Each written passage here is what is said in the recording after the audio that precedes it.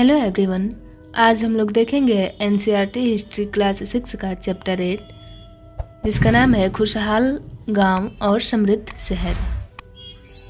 इसमें हम लोग देखेंगे लोहे के औजार और खेती, शिल्प और शिल्पकार, जिसमें मिट्टी के बहुत पतले सुंदर बर्तन के बारे में बात करेंगे जो उपमहाद्वीप के उत्तरी भाग में बनते थे।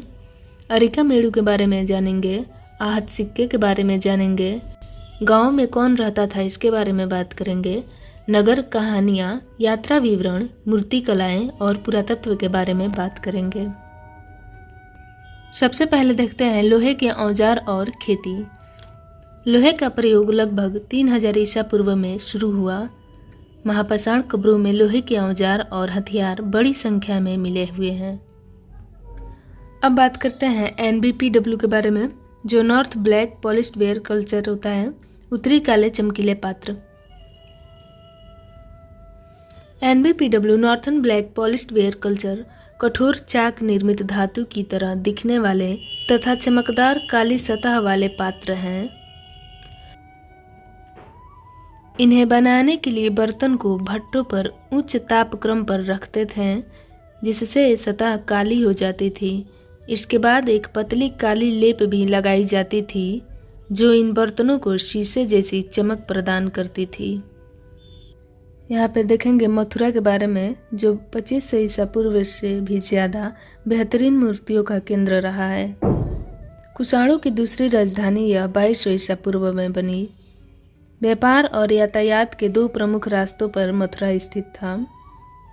किलेबंदी, अनेक मंदिर, धार्मिक केंद्र, बौद्ध विहार, जैन मंदिर, कृष्ण भक्ति का महत्वपूर्ण केंद्र मथुरा रहा है।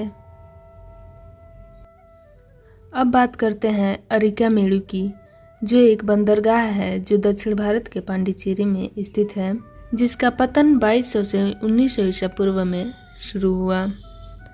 यहाँ भूमध्य सागरीय क्षेत्र के एफेरा जैसे पात्र मिले हैं। यहाँ एरेटाइन जैसे मुहर लगे लाल चमकदार बर्तन भी मिले हैं।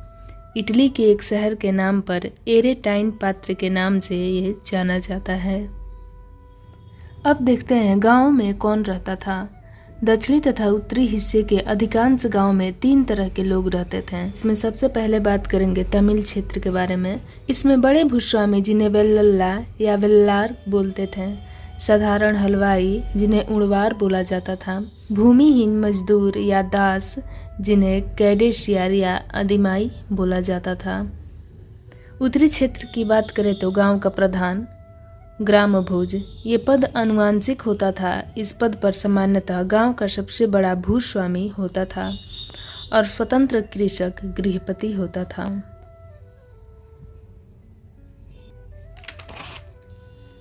अब देखते हैं आहत सिक्के, जो गोल या वर्गाकार होते थे। धातु की चादर को काटकर या चपटी गोलियों से बनाए जाते थे। ये ठप्पा लगाकर बनाए जाते थे। पुरातत्वविदों को इस युग के हजारों सिक्के मिले हैं जो करीब 500 साल चले। बात करते हैं संगम साहित्य की, जिसकी रचना लगभग 2300 ईसा पूर्व में हुआ।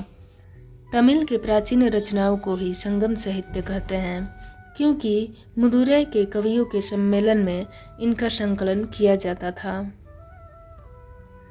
यहाँ पर देखेंगे आगस्टन के बारे में, जो रोम का शासक था, जिसका समय था लगभग 2000 ईसा पूर्व। इसने कहा था, रोम ईंटों का शहर था जिसे मैंने संगमरमर का बनवाया। इसका एक कथन था कि रोम ईंटों का शहर था जिसे मैंने संगमरमर का बनवाया। इसने बड़े बड़े रंग महल, एम्फी थिएटर बनवाया, बड़े बड़े जलवादी सेतु, एक्वाडक्ट तथा स्नानागार बनवाया। रोम यूरोप के सबसे पुराने शहरों में से एक है। साम्राज्य विस्तार की बात करें तो यूरोप, उत्तरी अफ्रीका तथा पश्चिमी एशिया इसके अंतर्गत आता था। अगले वीडियो में देखेंगे चैप्टर 9। एक बार मैं पूरा PDF दिखा देती हूँ, आप लोग नोट्स बना लें।